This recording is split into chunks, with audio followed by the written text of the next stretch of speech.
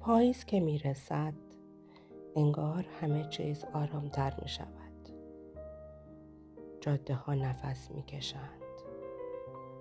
درخت ها لباس طلایی می پوشند و باد با مهربانی در گوشم حرف می زند.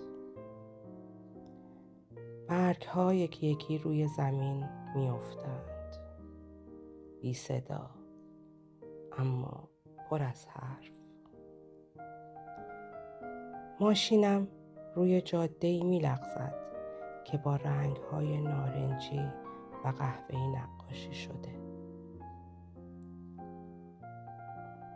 هر پیچ مثل یک خاطره قدیمی است.